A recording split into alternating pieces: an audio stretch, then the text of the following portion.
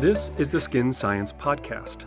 I'm Dr. Thomas Hitchcock, and here we'll investigate everything skin science and dissect it from a scientific perspective, analyze it from a medical perspective, critique it from a consumer perspective, and give insight from an industry perspective.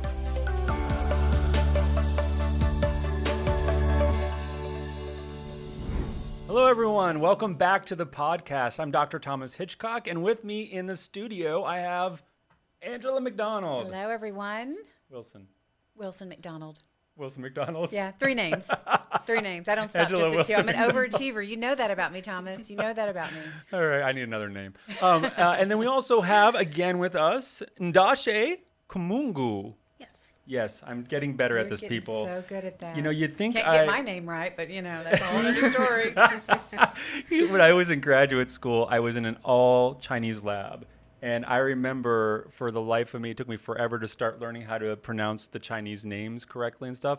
But after a while, I had it down, and I was feeling real proud of myself. I'm sure if I tried now, they would just hang their heads in shame of me. But anyway, we also have in the back Jose Maldonado, Dr. Maldonado with us once again. And we have the producers, Seti and Alan. How are you guys doing back there? Great. How you doing? All right. I'm doing pretty good, especially since I have another puzzle to share. And so this one's actually a lot simpler.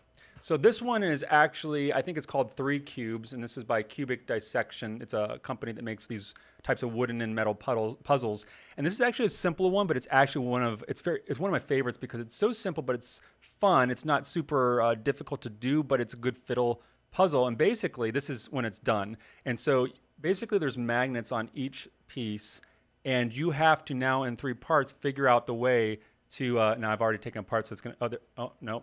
Okay, there we go. So you basically have to find the way that some magnets repel, some magnets attract, and so you have to find a way to put it back to normal. And so I'm going to take it apart, and I'm going to put it here. And so during this, Angela's going to try here we go. fiddle with it. Always anyway, testing me. But yeah, so again, last episode we talked about kind of how different subtypes or subpopulations are affected by inflammatory diseases. Last time we talked mainly about acne, and we had some really good discussion about how things like geography, just habits that are cultural, like scrubbing with stones or whatnot, foods, diets, water sources, and how it affects the biome because of ecological changes. All that, we said, contributes to inflammatory disease, but we also talked about the psychology and how different populations have psychological differences, even though they may have similar demographics as far as who's affected within each particular ethnicity. We see that there's a little bit more psychological damage simply because of, especially in the United States, where there's kind of this class system that we're trying to get rid of, but separation, yet unfortunately still exists slightly. So we thought we would kind of continue that conversation, but take it to a different disease state that we could also discuss, which is going to have probably some similar findings, which is atopic dermatitis. And so now this is an interesting one because there is already a lot to talk about here when it comes to what causes atopic dermatitis, when it comes to genetics versus the microbiome versus the person's habits and such. And now I'd like to hear what you have found, Ndashe, about kind of statistical subpopulations and who has more and who has less. And so for me, this journey started when I found this paper that argued that there should be an Asian subdivision of atopic dermatitis and a European American subdivision of atopic dermatitis and so on and so forth. Something they cited was there's a genetic predisposition to having atopic dermatitis. There's immune dysregulation as well as there's a biome component to it, right? So one of the things they talked about was the genetic predisposition. In one, they talked about primarily the inheriting of the mutation of the filaggrin gene. Filaggrin. Yeah. There we go. Sorry. I know I have trouble with that one too. Yes. So what they found I probably still mispronounce it. Actually, it's probably filaggrin or something like that. I think it actually is. All right. All right. Whatever it's called, we know what you're talking about. All right. So what they talked about is it's present in 50% of European Americans, and it's also present in 27% of Asian Americans. However, it's very different in continental Africans and African Americans, in that they found that the correlation with talking about this particular mutation with having atopic dermatitis was less clear when you started talking about Black people in general, right? Meaning they could have it or not. It didn't have as strong a correlation. Yes. Interesting. So they didn't find the mutation as much in continental Africans, more particularly Ethiopians. They found that in Ethiopians, even when they did have the mutation, it was not attached to atopic dermatitis. In some cases it was, but in most cases it wasn't. And then they found in African Americans that it was that they had the mutation, but it wasn't attached to atopic dermatitis as much. Even though they had the mutation, a smaller population of African Americans did have that mutation, but they thought it was because of genetic admixture as opposed to a thing that occurred over time. Meaning they got it from intermarrying with other ethnicities versus bringing it from their genetic heritage from Africa. Yes. Okay. But even then, whenever they did have the mutation, it was not attached with atopic dermatitis. And even then, more particularly, you had that the prevalence of this mutation was 6 times less likely in African Americans than Caucasians, making the case for this mutation is not as prevalent in African Americans, and when it is, it's not attached to atopic dermatitis. So there's not as much correlation. How about in the Caucasians when they have the mutation? It's more correlated to? Yes. Okay. Yes. So we know that atopic dermatitis has several factors. And so it sounds to me like kind of where this is going is that in the African genetic, what do you want to say, African descent community or subpopulation, there's not as strong a tie. So there's something else that's contributing to Caucasian, or it sounds like Asians as well, possibly, that is contributing to more association, so more dependency on that particular mutation in order to get the disease, where in the African community or the African ancestry community, I'm not sure how to describe it, where it's both. Actually, it's interesting because when I was working with a company, Beringal Engelheim, they actually were debating this, not to say African American, to say Black, because they said not everybody that's African descent is from America or lives in America. So it's like we overuse the term.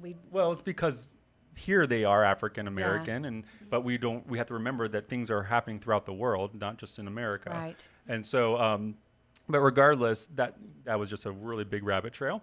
But that being said, what is it that is contributing to the African descent people who do have atopic? Did you have any insight there from your research? Yes, immune dysregulation. Okay. Right. So they found very particularly, right, they started talking about MHC1 and MHC2, which I'll let you explain first, and then I'll talk about it. Well, those are the genes that are associated with what the body sees as foreign versus what they see as innate, or what should be there.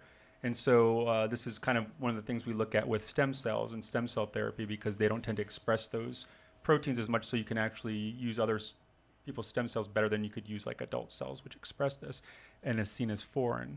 Now that I may have gotten a little wrong, but I'm going to stick to it until post-production when I cut it out if it's wrong. There you go. But that's my understanding of those complexes. Yes, so they talked about how in atopic dermatitis, generally speaking, there is a dysregulation or an upregulation, more specifically, of CD4 plus signaling, right? That then is attached to lowering FLG expression, which is filargine. Never going to be able to pronounce that. Well, neither can I. Filaggrin. We'll call it filaggrin for now. Hey, Jose, look up how to pronounce filaggrin. All right. So all that being said, so that was a lot of scientific jargon. So and I'm usually the one saying all that. Yes. So I'm glad that I'm now going to be the one that's going to boil it down a little bit. Well, and boil it way down for Okay. those who are joining the conversation that are not scientists. Well, what we're is the gonna all average be consumer? scientists. Let's talk about what is atopic dermatitis first. Sure. Give us a general definition Well, I of think how that that's where, presents. yeah, we need to define that, because based on the research, they're kind of saying there's a lot of different subtypes of atopic dermatitis, some of which I think will be considered maybe a pseudo atopic dermatitis. And so that's, I think, in part of the publications that you had given me to look at. And so I agree with that, because she's correct that atopic dermatitis has a lot of things you can look at. There's some things that most of it has to do with barrier, your skin barrier, right? And so the idea is that we have our normal microbiome, our ecosystem on our skin. And the skin barrier, we talked about in the last episode how, and I'm using this because it was an analogy I came up with in one of the chapters of the book, which is if you think about like the gut microbiome or biome and the skin biome, you can think of it like your house. The walls on the inside, because you really, the inside of our guts is still not inside of our bodies. And I know that that's a weird concept. But Say that one more time. The inside of our guts is not actually inside of our bodies. Okay. Now think of it this way. We're basically a big tube. We're a big straw. And so basically things come in and come out. Okay. And so I'm not going to take it any further from that way because I don't want to disgust anybody. But when you look at even embryologically speaking, we develop initially as a ball of cells. And then we have an invagination. So basically one side of the ball sinks in. And that is still what was originally the outside. And so basically our anuses develop first, and then our mouths come second, and we end up being a tube, and then eventually we become all the tissues of our body. But the fact is that the lining of our gut is very similarly structured to the skin, in the sense that we have layers that are meant to keep the things that we don't want out and pull in the things that we want in, that exchange. There's specific glands. For instance, we have mucus glands in our insides, I shouldn't call our insides, but it is in our digestive tract, and we have oil glands on our skin, that help lubricate things. We have both of them have a huge immune presence. The skin being probably the biggest immune organ of the body, and the gut being probably the second, because it's basically protecting from the environment. So let me make sure I heard that correctly, because what you're saying is that the skin and the gut, from an anatomical and physiological standpoint, are very similar. But we know, based on work that we've done together, the microbes in those areas are very different. The microbes are very different, but not because of the structure of the skin, but because of the environment. Because the environment inside is very different than the outside. So anatomically and physiologically very similar in terms of the structures that are there. Is that what you were saying previously? Yes. Now, that being said, there's no doubt that there are very different functions of the skin versus the gut. Right. The skin is not made to absorb things. The skin is made to keep things out. The gut is also made to keep things out, but it is made to absorb things, but certain things. But there, I'll let people read the book later on when it's published, but there are a lot of similarities. But just like in your house, the inside walls are for a different purpose than the outside walls. The bricks of your house are very different than the sheetrock or the drywall that's on the inside, but they're both kind of these structural barriers, and they're meant for different things, but they have different properties and they're different environments. You're air conditioned inside, where it could be, sweltering heat on the outside, or vice versa, depending on where you live. And so that being said, atopic dermatitis is really meant to be, is really caused in essence by a breach of that structural component that is the barrier. It's meant to keep things out. And so we have those different layers of skin, the outermost being the stratum corneum, which is why I don't think you should scrub like with the pumice stones, because that stratum corneum is actually very delicate, but it's very important, not just in hosting microbes, but also in UV protection, such which in African and skin of color, you don't have to worry as much, but you still have to worry because you have a lot of melanin to also protect, but we don't. And so but the thing is that stratum corneum is your number one kind of defense against UV radiation. Also contains a lot of your microbiome. But the fact is, certain genes like the filaggrin gene, which, Jose, did you look it up how to say it? Filaggrin. Okay, filaggrin. All right, I'm gonna say filaggrin because I'm not gonna remember. But anyway, filaggrin basically is one of the genes that's associated with getting that barrier nice and tight to keep things in. Interestingly, C. acnes, which is one of my passions, we've talked about it many times. It was my one whole chapter of the book's dedicated to it, and a couple episodes of Beauty and the Bacteria. But C. acnes actually upregulates something called IGF-1, which is a gene that actually is associated with barrier. And frankly, retinoids do the same thing, yet we don't call retinoids acne producing. Anyway, I digress. So IGF-1, filaggrin, all that stuff's is combined to get that barrier of the skin. Okay. Make sure that we seal in the moisture, and kind of Protect from anything getting inside of the skin that we wouldn't want. right. But I think be it's there. more so to keep the moisture in than anything else, Okay. because the immune system is more there to keep, because bacteria can get in. If they want to Okay. get in, and they can get in, they're going to get in. They're very small. They're very nimble. And the fact is, though, whether they can find it hospitable. Now, remember that things like the oils in our stratum corneum, the barrier, are actually have antioxidants, antimicrobials, and stuff like that. And then there's microbes that live there. And so when we have a balanced biome, there's basically safeguards put in place. There's certain antimicrobial peptides that are there. There are certain immune cells that are present. That those immune cells are not primed for inflammation necessarily. They're just kind of like on the lookout. And so the CD4 positive cells that she said, she was talking about CD4 plus cells, those cells are basically the ones that can go one of two directions. So they can either be just kind of like quiescent, like watchdog type cells, or they can be ones that are like full alert, cause inflammation, we need help because we got an infection type of cells. And so the lineage is based on the situation. And so, yes, there's genetic predisposition to inflammation. There's genetic predisposition to not having as much of the filaggrin or filaggrin, or whatever it is. We'll get it right one of these days. But, there's genetic predisposition, but it doesn't mean you're going to have the disease, because the ecology of your ecosystem matters the most, because really the disease is caused by certain strains moving into that barrier and basically taking it up and absconding it. So it's almost like dry rot in your walls. So it's that once that happens, it's kind of like the wall is gone. It's been eaten by fungus. The fungus has now basically taken it over in a way. And so that's kind of what atopic is kind of in the skin, where we have all over our skin what's called biofilms. Biofilms are basically the way in which bacteria and fungus make their houses. They make little gels that they kind of spread out, and then they basically fill those gels with the things that protect them, like antioxidants, which also protect us. They fill them with things like antimicrobial peptides that keep the other people out of their houses. So it's like an alarm system or something, not alarm system, but like a defense system to say, you stay out of my house. And the problem is, when we have atopic, we don't have the ecology to inhibit things like Staph aureus or MRSA or whatnot from basically making big complexes. And so they basically take the barrier away and change it and cause biofilms and make their house there instead. And because the body sees that as an invasion, causes the CD4 positive cells to activate and start becoming inflammatory and getting angry skin. Now, we've talked about before, I think, but interestingly, there's less diversity in the plaques where there are the atopic dermatitis, and there's less C. acnes, interestingly.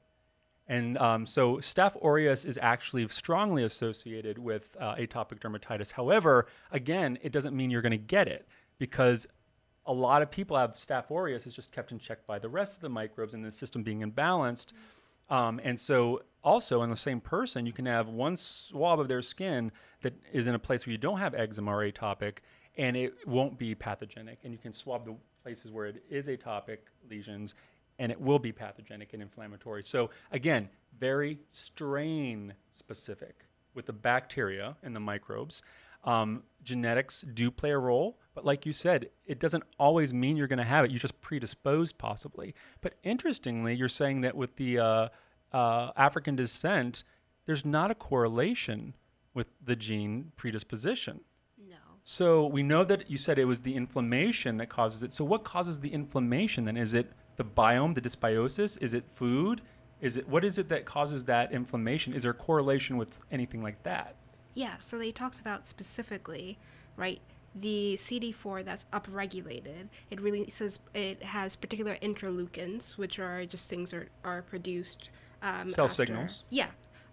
So those interleukins then cause inflammation, which then puts someone at a predisposition of having a Right, but we got to get to the root cause though, because basically the cell signals are because they've already been, coaxed or turned on to produce those cell signals. So what causes that to happen?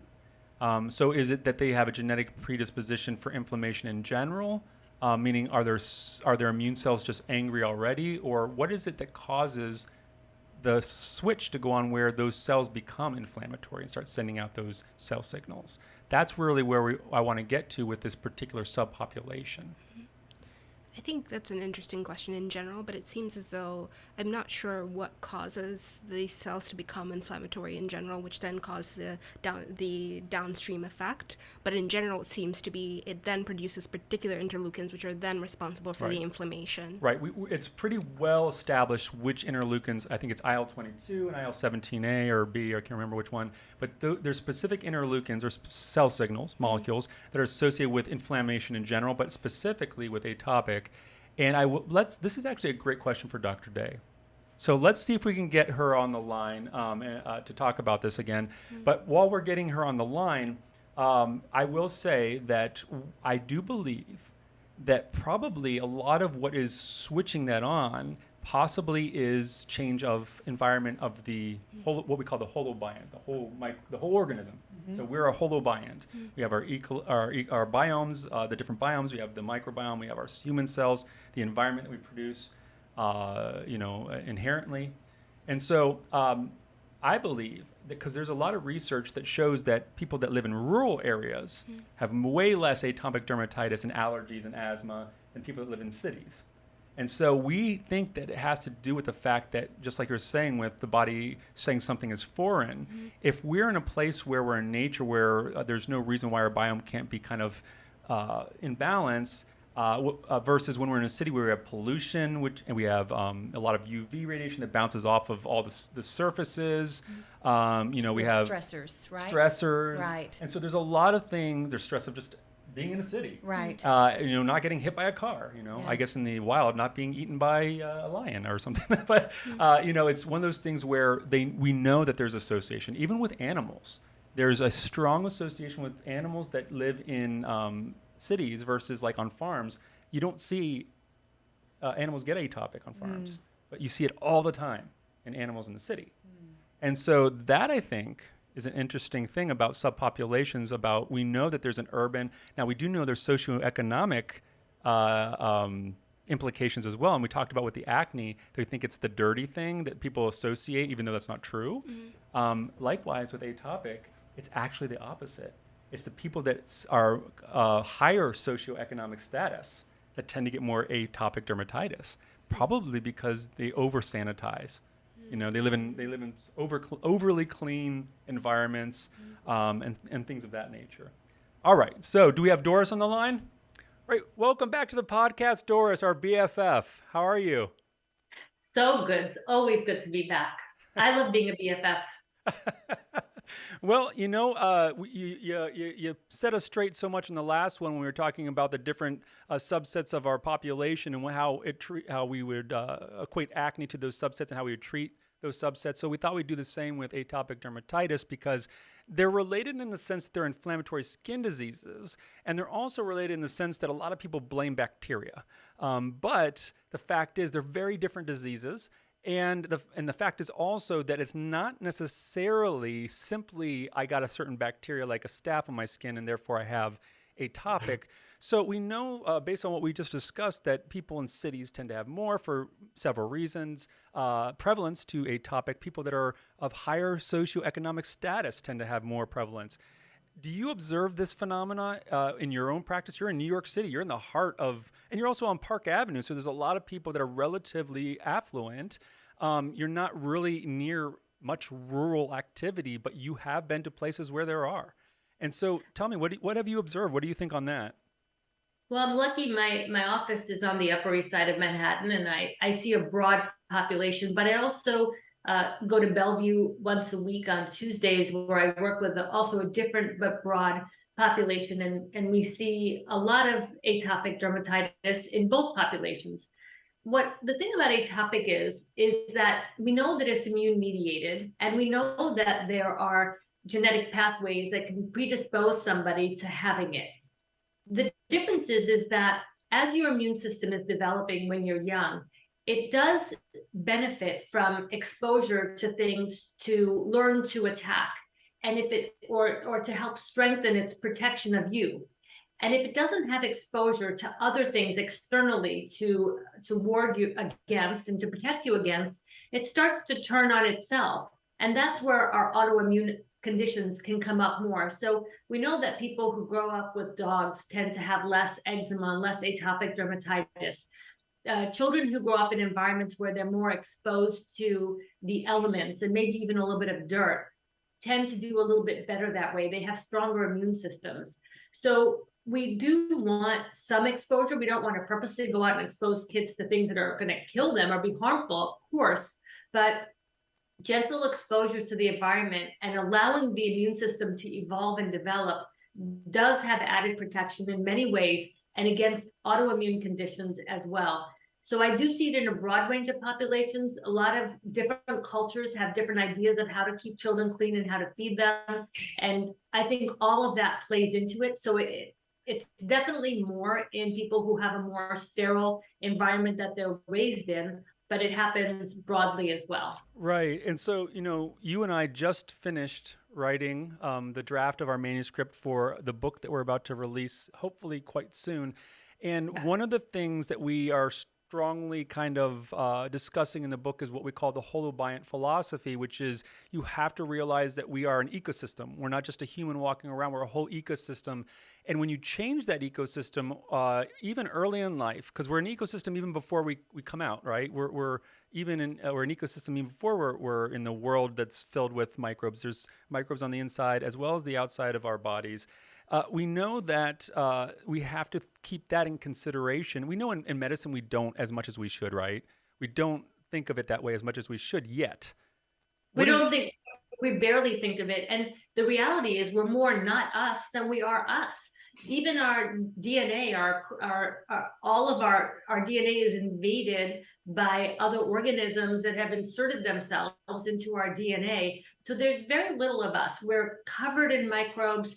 We're both externally and internally. And basically what I've learned, a lot of it from you, is that that's actually a good thing in most cases, that those microbes can help us function better. Some of those microbes we're learning, like with C. acnes that we've talked about, and even maybe Malassezia, these can do some good for us depending on which strain we have. And when we try to mess with our ecosystem too much, we actually mess it up. That's right. And in some ways wreak more havoc. And we see that sometimes as atopic dermatitis. Yeah, 100%. And I think that's where, just like with acne, people think that it means dirty. They think that any skin disease means we're dirty or we have something that we shouldn't. They don't realize that our body and the ecosystem around our holobiont, our whole selves, it's very intricate. It's very interconnected. And my feeling is that hopefully in 10 years' time, we're going to do a lot more testing before we just throw things at people thinking all disease states are caused by the exact same thing. We know that different populations, it could be the lack of or a mutation in the filaggrin gene. It can be that has nothing to do with it. It could be that they have a staph infection that is contributing. It could have that has nothing to do with it. So it's one of those things where we may we may divide these diseases into subtypes or something. I don't know, but at this point, I think in the future, we're going to do genetic testing on humans. We're going to do genetic testing on the microbiome, maybe even the mycobiome, the virobiome, so we can holistically know our ecosystem. I love it. Yeah, what's the health of the ecosystem? Because that's the way I think that we're going to know what our true remedies are. And it could be something as simple as putting something back that we took out or that we never had in the first place because we thought we were doing good by being clean and we just didn't know. And as you and I learned from you, but I found out that it's a quote from Maya Angelou, is that when we know better, we do better. I love that. Yeah. There's one thing I was just thinking about as you were talking about how some things that seem counterintuitive are actually the right thing. Right. Like when we talk about how winter comes, we talk about a blanket of snow. And snow is cold. You don't think of it as a blanket, but that blanket of snow is protective of the trees and the grass and things that it covers. So in some ways, we are kind of covered in a blanket of these microbes. And in many ways, depending on the balance of what that microbe is, it's actually protecting us and serving us well, even though it may not seem intuitive.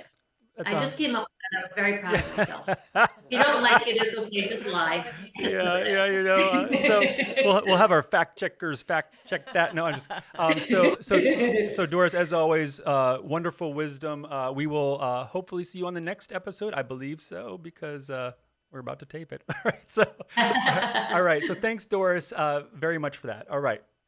That was a lot of information, but great information, as always, from Dr. Day. So we have a few minutes left. I think we probably have about, let's see, I'd say 2 or 3 minutes left. And so, Ndashe, tell me exactly what after all this information we've discussed, what's left over to discuss on this topic about subpopulations and what causes atopic or how they feel about it or whatnot. There's two factors. One, in Asian Americans, there are specific interleukins that are found to be upregulated versus others. So for them, it tends to be interleukin 4 and 14 versus everybody else was found to have... Everybody else? Not everybody else. Rather, Okay. Caucasians were found to have an upregulation of interleukin 13 and 4. So What there's... about African American or African descent? They didn't create a distinction between African Americans, but they did create a distinction between Caucasians and Asian Americans. Now, is Asian Americans or Asians in general? Asian Americans. So do we know if it's the same for Asians in general, or is it just this particular study just looked at American? They just looked at Okay. American. That's interesting. And so one wonders what that is. Now, now that's not across the board, right? That's just a tendency? Yeah, that's just a tendency. Okay. So, I'm not sure how to... I'm not sure how to react to that other than that's an interesting distinction. Do we see a distinction in the way in which the disease manifests based on that research? Like, is it the same type of atopic? It's the same type of atopic. It presents phenotypically quite similarly, except with ethnic divisions, depending on the amount of pigment that one has, but it's a similar type of atopic. The phenotype tends to be similar, but yet there are these distinctions in the type of interleukins that are found in lesions. That's interesting, and that makes me wonder, and now I'm going to have to go look into this because I wasn't aware of that, and it's very interesting. I wonder in general whether the different ethnic kind of background, the genetic differences that are actually quite small if you really think about it, but the ones that we have, whether they in general cause us to react to inflammatory stimuli differently. Like small, because the reality is if we have the same disease state, yet have different interleukins, we have to ask ourselves whether the medicines we're using are going to help all people that have this, or whether we really need to look at not just the microbiome, but also the genetic differences how we react to those medicines. Now, interestingly, and we won't get into it too much, but we can actually metabolize medicines differently based on the biome, right? Not just the environment, but also the microbes there and all that stuff. So there's all sorts of considerations here.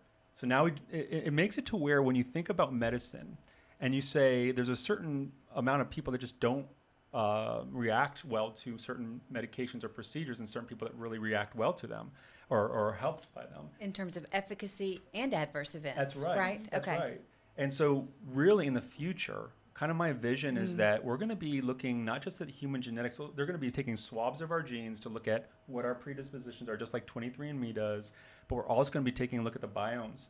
Once we learn how to properly sample, which we're not quite there yet, but when we learn how to sample, we're going to be taking samples and looking at the microbiome, the mycobiome, the virobiome, the human genetics. Then we'll make decisions on how to treat. Wow. This whole one-size-fits-all kind of medicine, we're going to look back at what we're doing today and think the way that we think about people that use medicinal leeches to bleed people Right. back in the It's day. archaic. Well, it's archaic. It's still used today, right? Right. We use leeches for like microsurgery because it keeps the anticoagulant, keeps the blood flow. But the thing is, it's used very specifically, very niche, and it's only for very few purposes. So I think we're going to look back at medicine that we use, the way that we do medicine today. It's going to be the same thing. It's going to be very niche, used for specific purposes, and we're going to take things. I believe it's going to be more holistic in nature. I think it's going to be more diet changes, more environmental changes, and psychological even maybe changes, but not as much molecules that we put into the body. Agreed. I truly believe it. There's a lot of literature on that. We've talked about in previous podcasts about there's other factors beyond, if we do those things like you mentioned, if we know that information and we do things differently, that we can eradicate most disease I based believe on so. that. I believe just on so. what we put into our body, how we move our bodies, and where we are psychologically. Yeah, I believe that wholeheartedly. And I do think the discussion we were having about how we immigrate from one ecosystem to another, and there's differences in the way our body manifests certain things.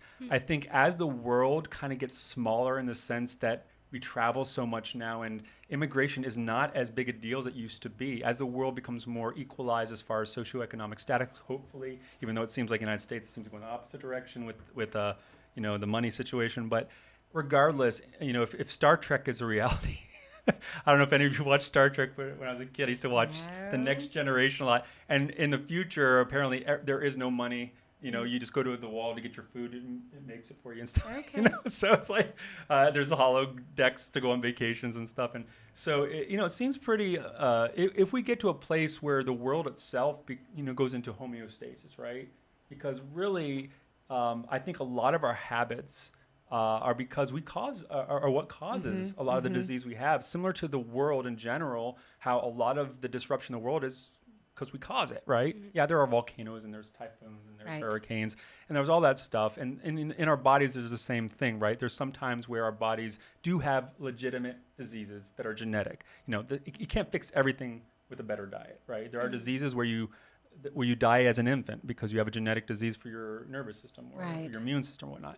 So I'm not saying that you can fix everything. I'm not one of those scientists that believe everything can be fixed when you take sugar out of your diet or, you know, you meditate an hour a day or anything. But what I would say is there are a lot of things that I do believe are caused by industrialization of the world. And I think, yes, we've taken 2 steps forward as a human race to extend our lives, to make our lives better. Quality of lives are much better than they used to be. Yes. But then I think we've also taken a step back. We've crossed a line to where we've taken 2 steps forward, a step back. I think we're about on the cusp of taking another 2 steps forward. And it's exciting to see with, we have something very exciting at Crown we're about to release into the wild this next week at ASDS. I'm not going to talk about today, but next, probably in a few podcasts, you're going to be hearing some very interesting conversation about a new paradigm shift, we believe, in the way that we care for dermatological issues. And I'll leave it at that. So, Well, don't just leave it at that, Yeah, Thomas, because you challenged me, and I've been diligently you've working. been really working at it, And haven't you? you know, I just want to say that, you know, you just do a few I'm just things. not gonna. Why don't we such as zoom this, in on her and anxiety? voila. Yeah. Does it not look how it looked in the beginning? It doesn't if you squint and you hold it a certain way. But anyway, we'll let her have a pass on that because she really did not work on it this whole time. Wow. But anything else you want to wrap it up? Ndashe, anything you want to wrap up? Oh, your social media. What are your social Oh, media yeah, pages? well, Where can we find you, Thomas? Okay, well, if that's Besides all. the office down the hall from me. If that's all, okay, I have a note here that at the end I'm supposed to say, look us up on Instagram at Crown Laboratories, or if you want to see me specifically, at dr.t.hitchcock. Our website is crownlaboratories.com. We would like you to subscribe to the podcast because we are getting better and better, and you definitely don't want to miss the puzzles that I bring every episode because they're amazing. Please rate and review and share with your peers. We would greatly appreciate it. Thank you for your eyes and your ears. We hope you gleaned something from this conversation, and we will see you next time. Goodbye for now.